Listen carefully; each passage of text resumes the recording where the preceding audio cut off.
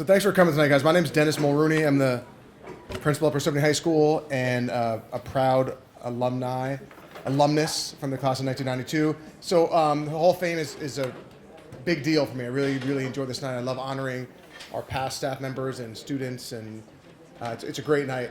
So before we start, I do have some really talented current PHS students over there who are juggling their crazy teenage lives.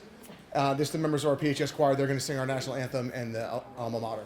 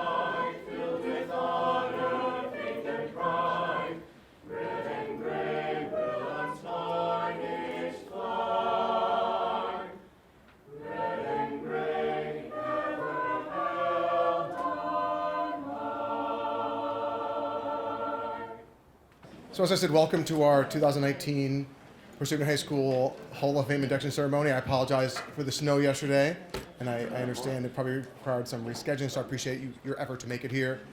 I want to thank our choir again. We have fantastic kids at Par High right now, and I know you are all proud of either being students here once or having worked here once, but you should feel secure in the fact that our school is in a great place right now, and our kids are fantastic, and the families who send their kids here are wonderful families, and we're sending great kids to great schools to do great things, and I don't know, you should be proud. The kids are wonderful. It's a really diverse, beautiful community of teenagers. So I know teenagers get a bad rap, but ours are pretty good at Par High right now. So I want to thank a bunch of people, and I'm probably going to forget some.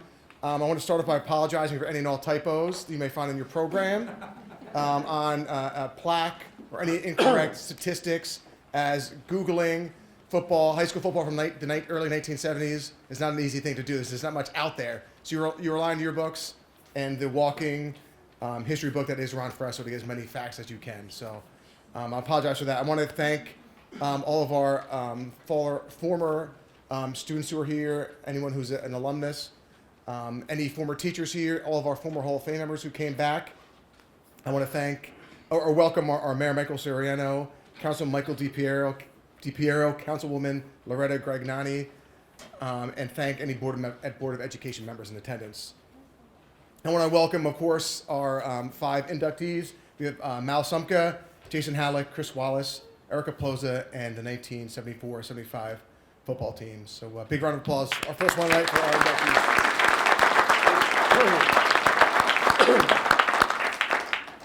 So thank you. So I have a secretary named Susan Anka who is in charge of this school, and she does a great job. and she runs everything and keeps me out of trouble, and she was incredibly helpful in putting together this night. Our custodial staff, as you saw, they're fantastic. They keep the school looking beautiful, and they set everything up this afternoon. I've got 3 great assistant principals who are here in the back, Mrs. Crucci, Mr. Bush, and Mr. DeBernard, who keep us out of trouble. And every year we gather this Hall of Fame selection committee, consists of teachers, students, alumni, and Mr. Ron Fresso, who kind of serves as our, I don't know what the word is, but archivist, who kind of gives us a historical perspective. And as always, we have a difficult time making these selections, but I think this year we have an incredibly great group of people. So today we're honoring five people, as I mentioned them before, and I think if you look at them collectively and as a group, they really represent the things about Par High that we love: hard work, creativity, bravery, teamwork, ingenuity, selflessness, and intelligence. It's I don't know, it's really a fantastic group. Maybe run down who they are. In a second, I'm going to show you a slideshow with some really awkward haircuts. Okay, I want you to enjoy that. And then we'll get a chance to introduce each inductee, and then they'll get a chance to speak. But let me just give you a little bit of a preview. We have Chris Wallace from the class of 1971, who is an Oscar-winning special effects artist with several movie titles that you'll be familiar with, and I have some clips to show you later. But he won an Oscar. That's no joke. All right, Oscar winner. I want to thank, we have a substitute, Ron Ribnick, who is a Par High graduate, and he told me about Chris Wallace. I had no idea all these years we had an Oscar winner in our family, so it's tremendous. Erica Pozo was the first PHS girl to attend a military academy, went to the Air Force, and had a long, successful career as a pilot. She was also a ridiculous athlete in high school. The 74-75 football team went 7-2, correct? With only 2 losses to, yeah. Their only losses to two top 5 teams in the state by 1 point each, right? So this was just cruel fate that kept them from state titles, and they were unbelievable, and they're arguably the best football team we've ever had. The 77 team might disagree, though. Just saying. Mal Sumka was a math teacher at PHS, and before he went on to be a supervisor and do a lot of things in the district, and was really ahead of his time in that he brought computers into the district and was teaching kids how to program computers, and when that just really wasn't happening. This is when computers took up a percentage of the room, right? I don't want to say half or a third, but a percentage, a fraction of the room.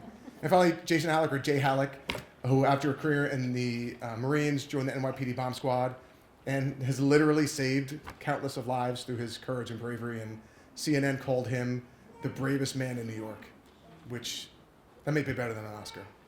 So that's pretty awesome. Jay also is a classmate of mine, and it's really special having him here. So it's a great group of people. We got a lot to talk about. We're going to keep moving. We've been setting this up for a while, and so you ever set up stuff for a long time and you forget what you did and what you didn't do? You've been there? So that's where I'm right now. So I'm assuming I spoke to Mal's daughter about speaking tonight, and I did not do that.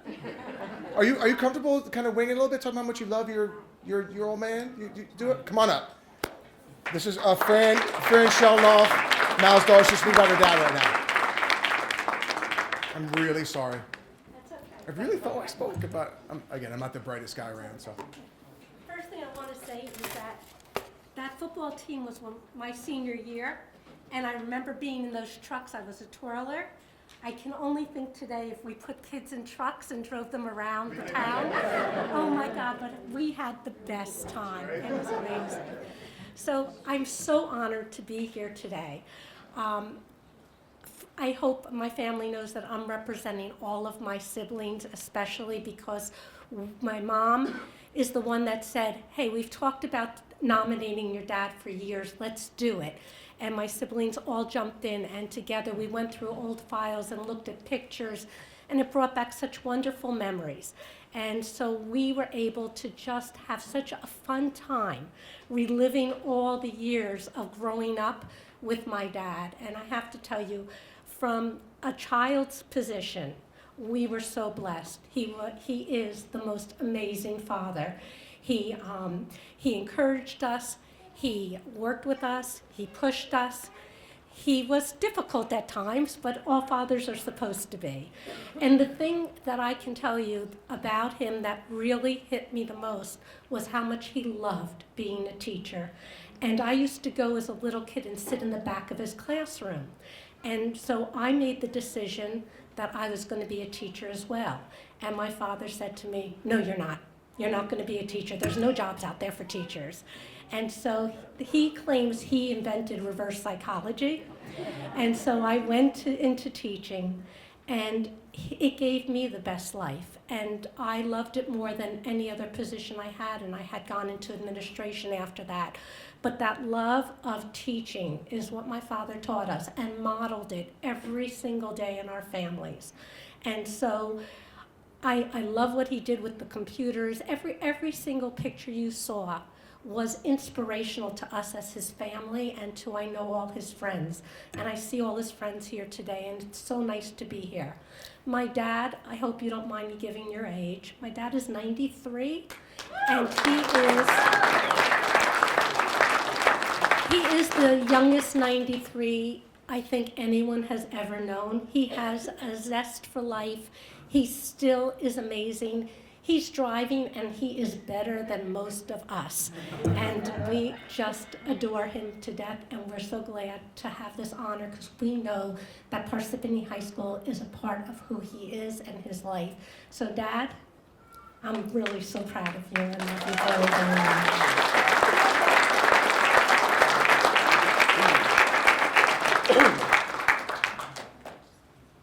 Not to mention he has his grandchildren and great-grandchildren here today. That's awesome. And you think you're going to sit there? I thought I was embarrassing you more. So, Mal, come on up. Don't be shy. The induction isn't complete until you take the mic and speak to the crowd. So, that was really nice, by the way. I'm sorry for putting you on the spot. You're good. You were good. My friend, here's a certificate for you. A nice little plaque as well. Congratulations. Thank you very Well much. done, sir. I want to thank Dr. Dennis McGrovey and his staff for arranging this. And I'm very happy to be here. I'll tell you one quick funny story. I do have a problem, and the problem is cancer. But they said they caught it early. But when they came to tell me about this, my whole family gathered in my house, and I thought they were coming to say goodbye. My wife saw my face and knew immediately what my problem was. And she came over and she told me, "The bottom line is good now. Relax." They told me I have to be brief. I'm 93 years old. I'm known as a talker. I talk to anyone. My 9-year-old, when we go to Florida, would say to my wife, "Please count the number of people he talks to that he doesn't know." So I'll make it short. I'll start in my 4th year of high school. I was not a good student, and I decided to join the Army. It was World War II. What people don't understand is that this country had a population of 130 million, and 16 million were under arms, which meant nobody was home, none of my friends. So I decided to quit high school, and I went to New York to the RCA Institutes. I got myself a second-class radio operator license, and I went into the Army. And after being in a couple of places, I ended up in a battalion called the 96 Chemical Mortar Battalion. And it was 4.2 mortars, and they were about 4.2 and 2 inches in diameter. The shells were about this big. And I learned a lot in that. But what I learned more than anything is education was so important, because I was a poor student. I was a lazy student. And I saw people who had the nickname rednecks, sharecroppers.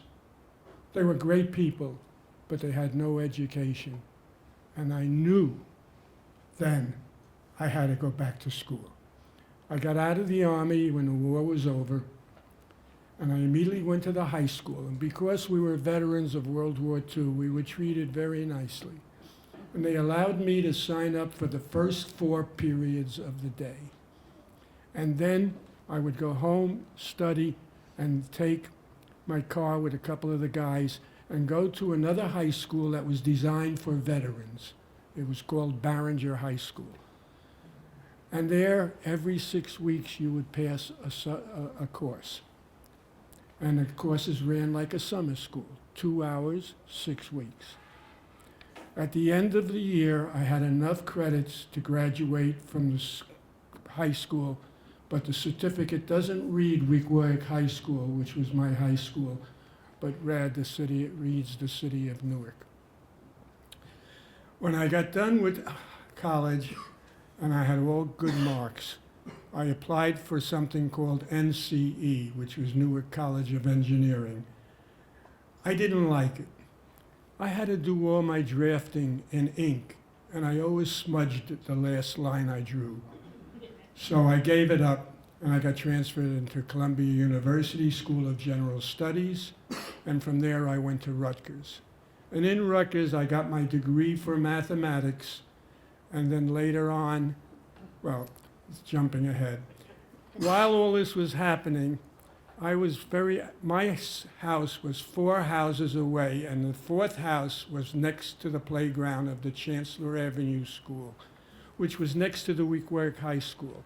And in those days, if you got the credits to become a teacher, you became either a physics teacher or you became a director of a playground that was attached to an elementary school.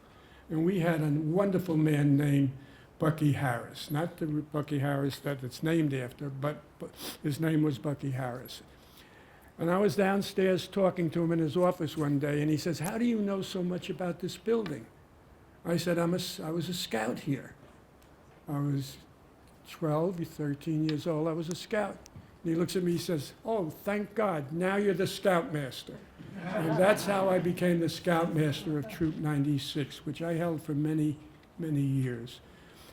There was a little boy watching us every week, and I walked over to him one day and I said, "Norman, you want to join?" And he said yes. And the only reason that's important is I never knew he was the leader of a large group of guys who joined the troop and stayed with us till they were drafted or went to college. So they were 18, 19, and 20, and we had a great time. After I got my degree to teach, it was a difficult time for teachers. One of the reasons I told my daughter not to be a teacher. And Parsippany High School would take the director of guidance and the principal or an assistant principal, and they'd go through the state of Pennsylvania looking for teachers. So they hired me. I had never taught. I had never practiced taught. And my first practice teacher I ever had, I think, is sitting right here, Calabria. And they hired me and I stayed here. And then one day I was opening up a magazine and I saw an article called Brains That Click. And bingo, that was it. I asked my math club, which I was advisor to, "Would you like to build a computer?" And they said to me the same thing that everybody else said: "What is a computer?" So we started to learn how to do a computer. One little story I'll tell you is an aside from my history. Grace Hopler was a naval officer in charge of a computer called UNIVAC. And UNIVAC was a relay computer, electromechanical relay. There were no such things as transistors or microchips. And it would open and close. When it closed, that's the way the computer functioned. She came to work one day, and the technician said, "We have a malfunction with the computer." And she said, so I said, "Okay, I'll find it." And she said it took me 2 hours, and I found it when one of the relays closed. It closed on a moth. She cleaned the moth up, went back to the log of the computer, tongue in cheek, not knowing she was about to start, she wrote down that the computer had been debugged for the day. And that's where we get the word bug for any problem you run into. After I retired from Parsippany after 28 years, being a veteran, I had certain perks that was given to me. I took a job in Warner-Lambert, which most of you, if you lived around here, know was in Morris County, as an a data input person. And then one day my boss, I was there only a month or two, said to me, AT&T's looking for instructors for their classes. And I went there and I got a job there. And I went from 1988 to 2001 as a computer instructor. Then I didn't like the philosophy anymore because I started off with 8 in a class and now there were 16 in a class. And you can't teach with 16 on a computer. And so I became a teacher substitute, and I decided I'm not a babysitter, I'm a teacher, and I quit. And my wife found an article in the Star Ledger where a nonprofit organization, excuse me, was looking for teachers, and I went to work with them. I finally quit teaching when I was 90 years old. And I walked up to Susan, my boss. My wife should know that people clapped. She's angry at me because I can't help her with the cell phones, or I know I quit learning. I was tired. And so I was brought here. As you all saw, we've designed a computer. The kids did it. I had wonderful kids. And as an example, I got a phone call, come out of the classroom, AT&T is calling you from Chicago. I ran down to the hallway, and they said to me, what's your source of power? We're sending you a teletype machine so you can input your data. I said, I don't know. I'll call one of the guys. And I called a guy named Ray Klein, and Ray came over and told them what they needed. And we took 2 years to build it because we had like thousands of soldering joints that we had to solder. But we had a lot of equipment and a lot of people supporting us. We had national recognition. Finally, the people that molded me most of all was my family. I met my wife on a blind date on September 19th. Under the clock that was attached to the Bamberger's building in downtown Newark. It was a blind date, September 19th. October 22nd, we got engaged. February 4th, we got married. This February 4th, we celebrated our 63rd anniversary.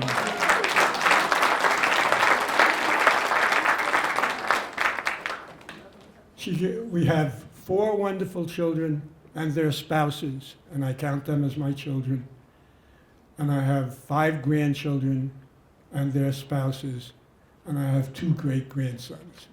And those are the people that took care of me.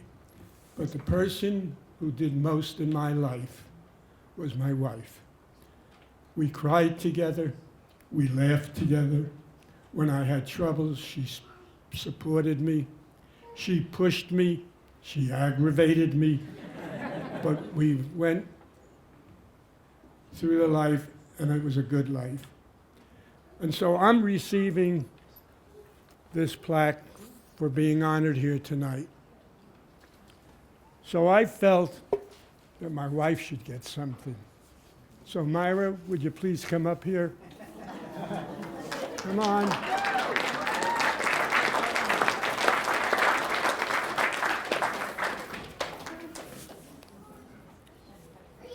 While she's coming up here, with the aid of my children, I got a plaque for her so she has something to remember for this night also.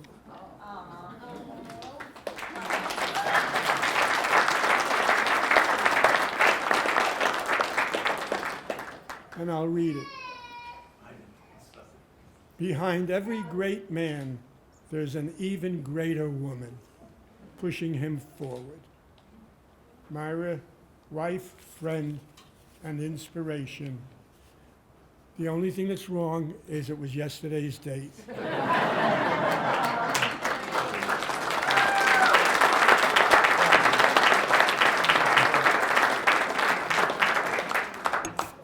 I want to thank my husband, and I'm much briefer than he is, and I want you to have dinner tonight. So thank you all for coming and honoring us and all the other candidates. Thank you for choosing my husband for this award. It's been a lifetime's work that he's loved always, and I have been very proud of him, and hopefully all of you are, and thank you so much. I want to thank everybody for coming, even if some of you didn't know who the heck I was. And thank you, Dennis, thank you, thank you, thank you.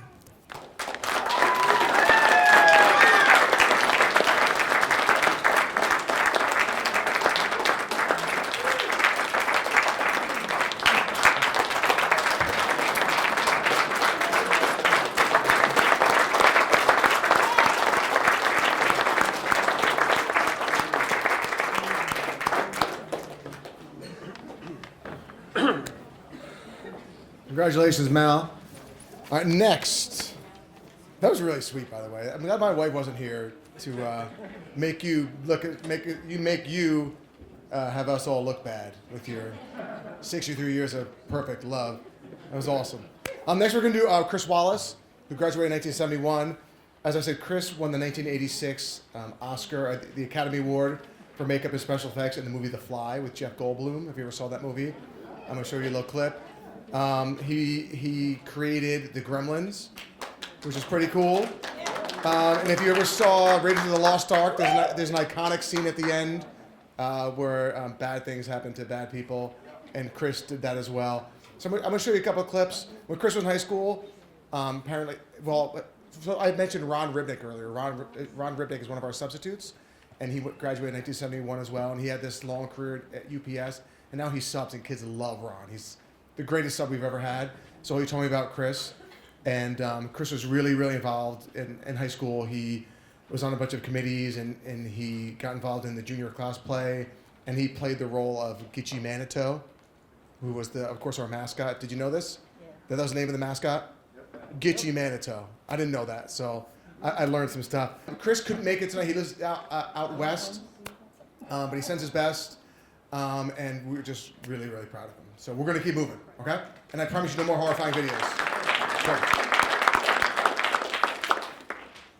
Okay, next is Jason Halleck from the class of 1989, who I mentioned earlier is, I don't think people should throw this word around, but you're a hero, man. And I know it's the last thing you want to hear, but you are, and it's really awesome. And I kind of spoke to your dad, just confirmed with your dad on this one that your father is going to speak about you a little bit, and then we'd like you to come up when you're done, so when he's done. Mr. Halleck.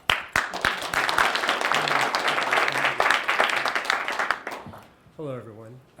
I was not told I was giving a presentation tonight, so it will be brief. I told him 5 minutes before. So. Okay. I have 3 sons, and I'm very proud of all 3. They're great young men, but it's not every day that you read an article or you see a story that says that one of your children is the bravest man in New York City. So I'm very, very proud of that, very proud of my son. But a little bit about him. He's a family man. His wife, Janelle, he has 3 children who you saw 2 of the 3 earlier in the clips, Jacqueline, Jamie, and Jake. He's a veteran of the Iraqi War, Iraqi Freedom in 2004, where he served in the United States Marine Corps as a staff sergeant. And he's in his 19th year with the New York City Police Department as a detective second grade with the Bomb Squad, where he works with his partner, a red lab bomb-sniffing dog named Hammer. So, and it's too bad he didn't have Hammer tonight, because he'd be the talk of the show. What a great little dog he is. But Jason has won many awards and commendations for the work he's done in dismantling and defusing bombs. Some of the more notable ones you might remember were a few years back in Times Square, the green Jeep, the pressure cooker bomb in Chelsea that was in the dumpster, and then more recently, the letter bombs at CNN offices in New York City. He was the lead in all three of those cases and many, many more. One of the things that I always thought about, and it was something that you and I would probably never could do or want to do, but we're really, really proud that there is someone that is doing that for us. So I'd like to introduce my son, Jason Halleck.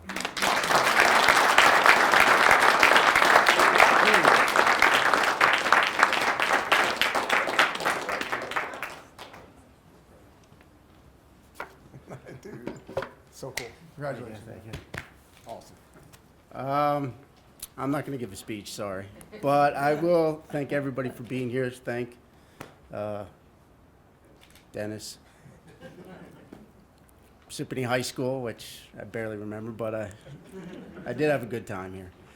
To defend my haircut, I thought I was going to be a rock star, and my life kind of went off track, but it turned out good. My dad talked me into joining the Marines, and just everything went from there. You know, I did 13 years in the Marines and got in the NYPD and went to Iraq, and I was on the IED response team, so I was dealing with bombs over in Iraq, and they sent me to the bomb squad, and it turned out pretty good, you know. They call me the Black Cloud because for some odd reason I'm on every job when there's 30-something guys in the office, but I don't know. But again, I want to thank my family, my extended family for being here, everybody else for being here, Parsippany High School, Dennis, everybody. And thank you very much. I appreciate it.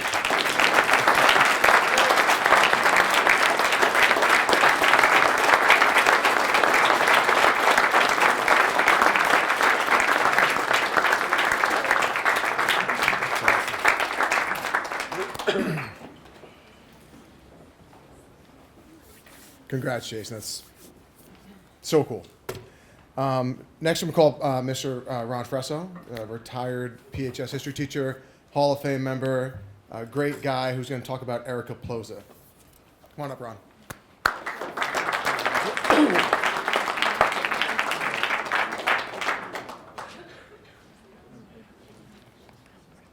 Thank you, Dr. Dennis. Ladies and gentlemen, first of all, I'd like to congratulate all of the winners tonight. Jay, it's nice to have an EOD guy here. As a former infantryman, I feel a lot safer. The irrepressible Mal Sumka, who was already a legend by the time I got here, and I remember those pictures of those early computers. They filled up half the classroom, so that's really something. And Chris Wallace was a name that I heard in my early years of teaching. You know, I heard his name a lot. We have a guy, he's the one who came up with this or that or the other thing. He's in special effects out in Hollywood. And the Gremlins, we can thank him for, giving us nightmares and stuff all these times. But I'm up here to talk about Erica Ploza. Erica was quite she is a unique young woman, and when she was here, she was just an outstanding athlete, excellent student, and I remember her always having a smile on her face, except when somebody ticked her off on the basketball court and she'd lower her shoulder into him and put him into the next county. She was an excellent softball player. She played for, I guess, Coach Zaleski back in those days, and she was, just an all-around great kid. And then she went off to the Air Force Academy. And as a former West Pointer, I look on that as, as a good thing. I think in the 60-some years of this school, she is the only female student that we had who has graduated from a military academy. And Erica had a great career. She flew the KC-135 tanker, which is a huge airplane. I think you got a little picture of it there with her little face up in the pilot's window. Gigantic plane. It refuels other planes in the air. And she stayed in for a fine career. She got out of the Air Force as a lieutenant colonel, and now she flies for American Airlines, and she flies out of Fort Lauderdale. So she has wings, and she's kept them, and we're very, very proud of her.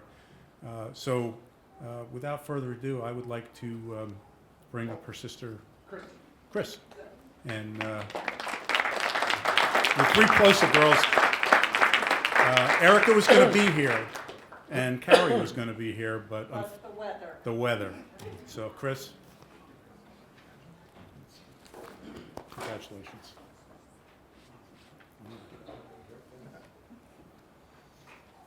Erica was so disappointed that she couldn't be here. And they were going to shock me, and Kari was going to fly in from Texas, and the three of us were all going to be here together. Unfortunately, Mother Nature had different plans. I'm going to keep it short and sweet. Or she told me that I should, she goes, well, they'll be happy because I had a really long speech planned. So I just want to say this was always her goal.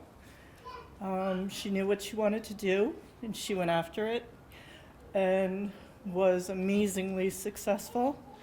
And our hearts were in our throat every time she got on that journey overseas. We said a prayer. We prayed every minute she was gone, and we prayed when we knew she was back in the country. And I told her a few months ago, when there was that crash about the refueling tanker, and planes are literally 1.5 feet apart. And I called her and I said, I'm just so glad that you're no longer doing that, because I don't know what I would do to think that you would have to go up and do that again. She's very happy at American Airlines. She's living her life on the beach. When I said to her yesterday, we were complaining about the weather, she goes, well, I'm kind of bored. I think I'm just going to go sit on the beach. I said, okay, thank you. So thank you so much for this honor for her. And to all, congratulations to all of the inductees. You all deserve it. And thank you very much.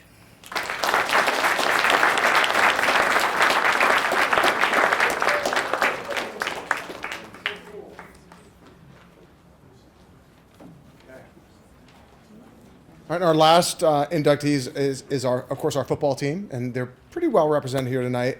And most of them look like they could still go out there and do some damage, which doesn't make me feel too good about myself right now. But again, Mr. Fresso, who has told me about this team for a number of years, is going to speak and introduce these guys, and I want to hear more. I always do. So come back up here, Ron, and let us have it. Thanks. You know how when things in life happen when you're young, and something you see or do for the first time sticks with you for the rest of your life. I was a brand new teacher here, and this was the first football team that I had any contact with at Parsippany High School. 45 years ago this coming fall, almost half a century, which is kind of strange. This was an amazing team, but as Dennis said before, timing is everything.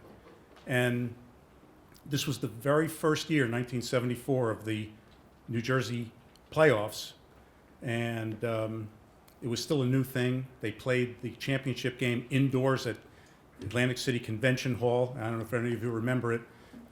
Morristown played Bloomfield, and they actually had turf on the concrete floor, and every time a kid ran outside, 10 feet of turf would go flying through the air, and they actually looked like Wimbledon. They had kids running out onto the center of the thing, putting down the squares of turf again. It was crazy. But This team was just an amazing team. They had size, they had speed, they had amazing toughness. They had a combination of just being able to run right over people and run around them. We had a huge line. These kids were just an incredible team. But as Dennis said, we played Morristown, who was in our conference. They were arguably one of the best high school football teams that we've seen in this state for probably in my lifetime. They had a kid playing quarterback who was all-state, first team in 2 sports, football and baseball. He went on to play for the Minnesota Twins. His name was Ricky Sofield. They had a running back named Sonny Holt who started for the University of Michigan. And they were just loaded from top to bottom. And this team played them dead even on a brutally hot day at Morristown High School in clouds of dust. Nobody could even breathe there. And yet we lost to them 7-6. Played them dead even. Nobody else even got close to them. They blew Bloomfield out of the state championship game. Was a joke. We lost to number 4 in the state, West Essex, 21-20. They won the Group 3 state championship that year. Another team that was loaded. We were losing, scored a touchdown with about less than 20 seconds to go in the game. And Coach Martin, to his great credit, everlasting credit, said, I'm not going for a tie. That was back before, sudden death. We're going to win this game. And we went for the win. And according to the officials anyway, Brian Gleason was stopped this far short of the goal line, underneath a pile of 21 other kids. We lost 21-20 to the number 4 team in the state. Everybody else, we just blew out of their stadiums. It was not even close. I think we had an average win by at least 21 points in all the other games. And so this team went 7-2 and got really no recognition at all, which is really a shame because in my very humble opinion, I think they were the best team that this school has ever fielded. And that's all, with all due respect to the 77 team and the 99 team, I think this was the best team we've ever had here. So, I said my piece. I've been saying it to Dennis for so many years now, but these guys deserve to be in here, and I'm so glad that I'm still around to see it happen. So, I don't know, Coach Martin, would you please come up here?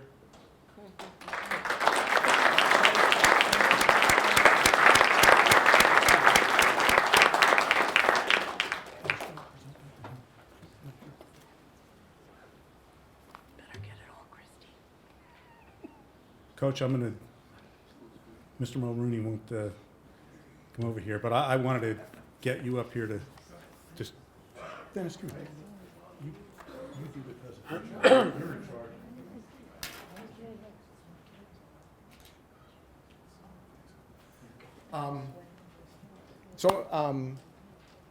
I don't know, this is great. We have Coach Martin here who, if you know PHS history, he's the only football coach in our school history with a winning record, and he did a career winning record. Did a fantastic job when he was here, and for me, like personally, when I was a freshman in high school, I weighed 90 pounds, and that was easily something you could step over going down the hall, and it wasn't pretty.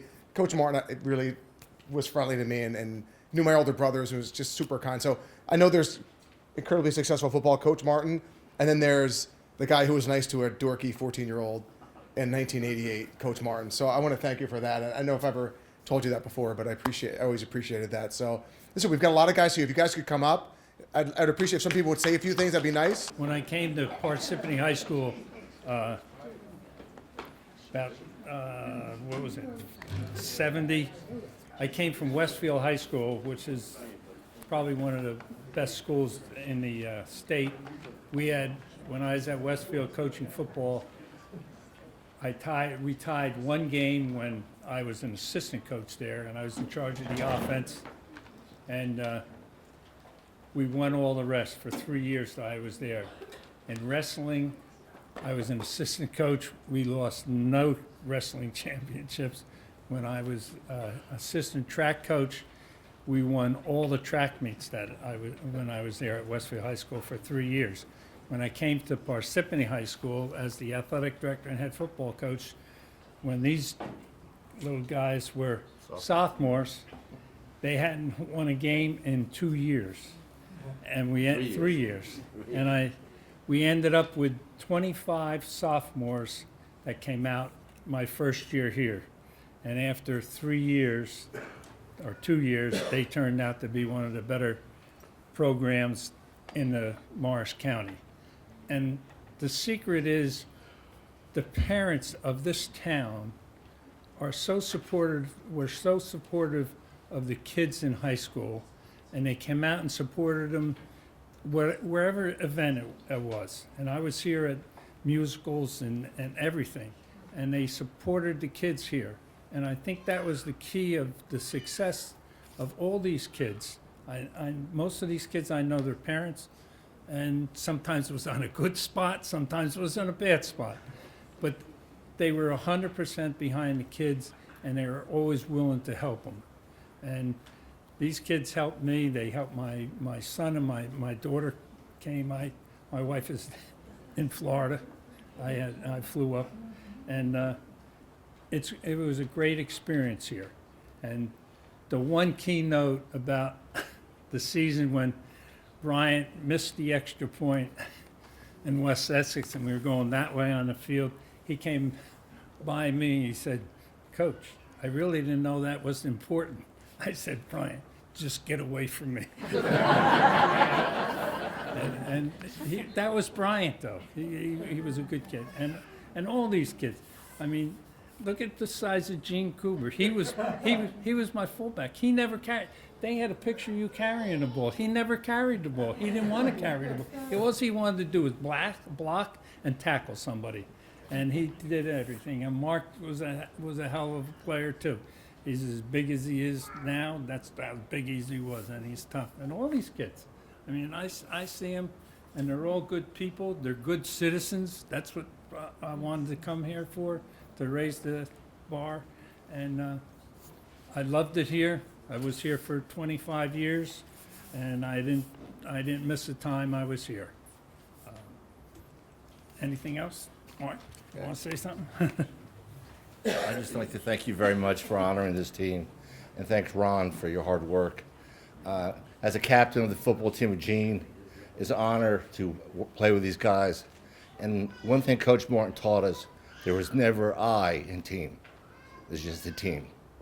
These guys, 7 of us went both ways, never left the field for a punt or a kick or an extra point. When we lost to Marshtown and West Essex, they had 2 complete teams. We played against them and lost every time by 1 point. But these guys here are the greatest guys I've ever played with, and I talk to them every week when I can, and I love them dearly, and I love this guy for the rest of my life.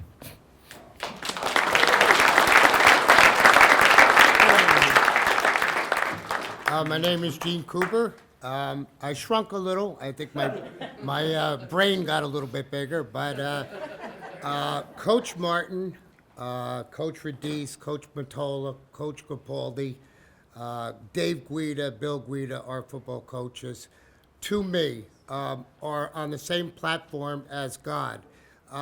They worked us so hard, but in this process of beating the hell out of us, we were having a great time, and we would never, never, ever let them down. Coach Martin, by far, is like my second dad. I will remember these guys forever, and I'm so proud to be a Parsippany Redskin. And all these guys that played, the older guys made us better. The younger guys, we hoped we got them better. And just the school itself, the coaches and everything, it's an honor to be a Redskin and a Parsippany High School graduate. Thank you very much for everything.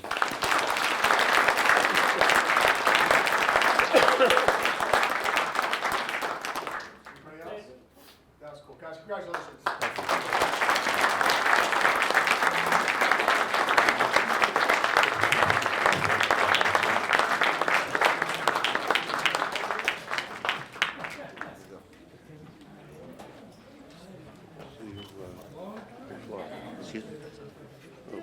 Nice job.